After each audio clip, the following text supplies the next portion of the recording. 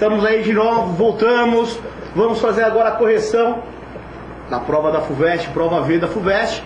E nós vamos aqui começar com um comentário sobre a prova com o presidente do Instituto Enfio, Matheus Prado, que inclusive fez a prova. Boa noite, Matheus. Boa noite, Tony. Boa noite, amigos professores. Boa noite, toda a equipe de professores do Enfio. Estamos mais uma vez aqui, hoje, direto da Avenida Paulista, para corrigir a prova. E eu tive, Tony, lá na Engenharia Mauá. Fiz a prova, vim correndo para cá, para reunir com um grupo de professores. Vamos dar um comentário geral, depois vamos começar aí com a prova. A prova, em geral, como é a prova da FUVEST, privilegiou aquele aluno que lê bastante, aquele aluno... Uma prova que privilegia o raciocínio, não é uma prova muito conteudista. Apesar de que, em alguns casos, nós tivemos aí em geografia, por exemplo, algumas questões muito fáceis e, por outro lado, algumas questões bastante conteudistas. Nós tivemos uma questão, o professor Osmar discorda um pouquinho, uma questão de português em que pedia só gramática. Não é uma tendência da FUVEST. A tendência da FUVEST é ver se o aluno está preparado para o dia a dia, não se ele decorou as coisas, mas tem as 55, nós vamos corrigir hoje a prova V.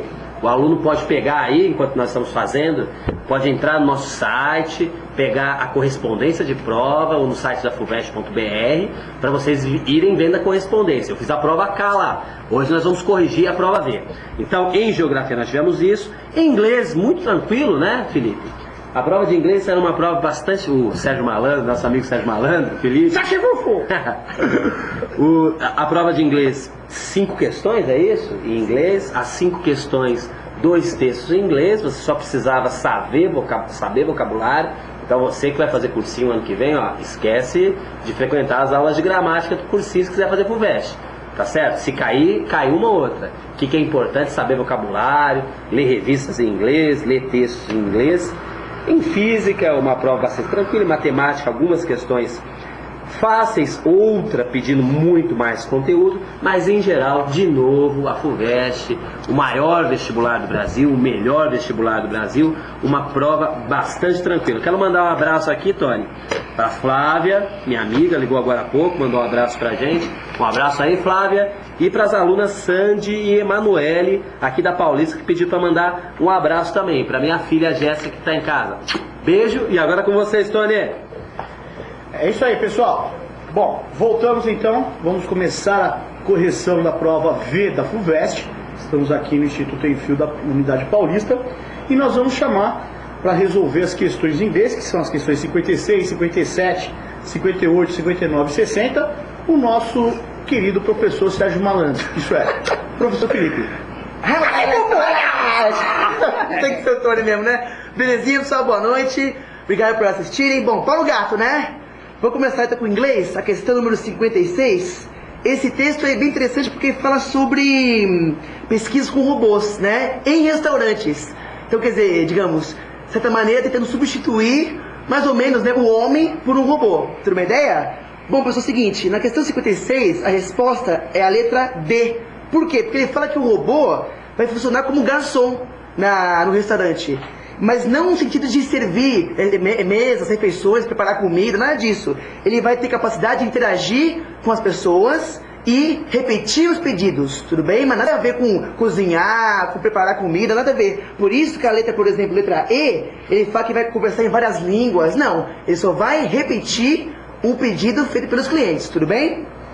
Na 57, novamente ele fala aqui, né, que a resposta é a letra E. Por quê? Porque ele fala que o robô repete os pedidos e informa o valor da refeição. Onde é que a gente acha isso no texto? Ele fala aqui na linha número 15, ele fala aqui, olha, responding by repeating each order and giving the total price, quer dizer, respondendo dando respondendo ao preço, né, do pedido e repetindo o pedido, tudo bem? Então não tem nada a ver com anotar pedidos e comida, nada a ver com isso, tudo bem? Na questão 58, é interessante porque ele destacou um trecho do texto, na 21, né? Ele fala a metáfora, the cocktail party effect, né? Esse efeito do coquetel.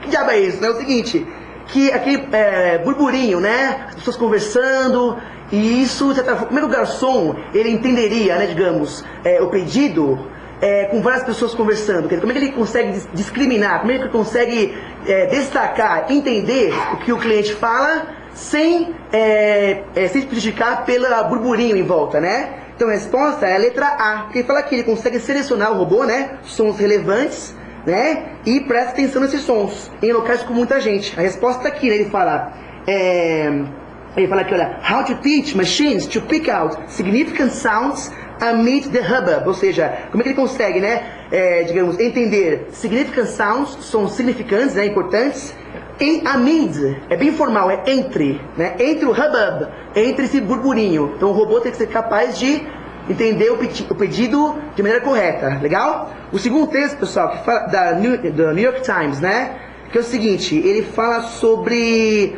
soldados do Vietnã, né, e testes que foram feitos com esses soldados com relação a anger, a raiva, depression, depressão e hostility, né, hostilidade com esses caras, e como esses distúrbios podem fazer com que eles aumentem o risco de doenças cardiovasculares, né, o cardiovascular disease.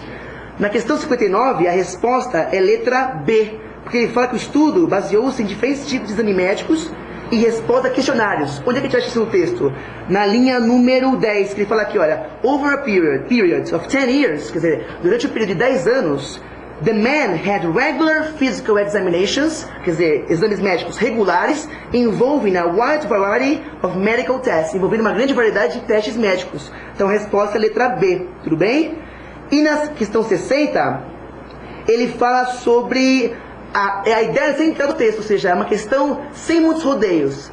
Qual é a ideia do texto? É a relação entre certas doenças, como por exemplo, certos sentimentos, né, raiva, depressão, com a doença cardiovascular. Então mesmo que o texto é complicado, não sei o que, vocabulário é difícil, a questão 60 é uma questão geral.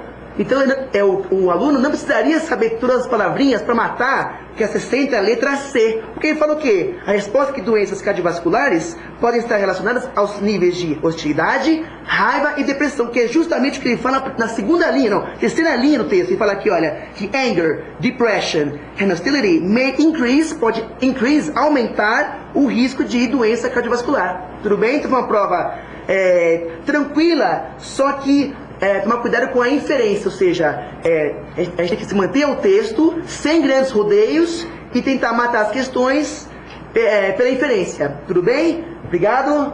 Valeu, Tony. Valeu, Felipe. Ele é malandro.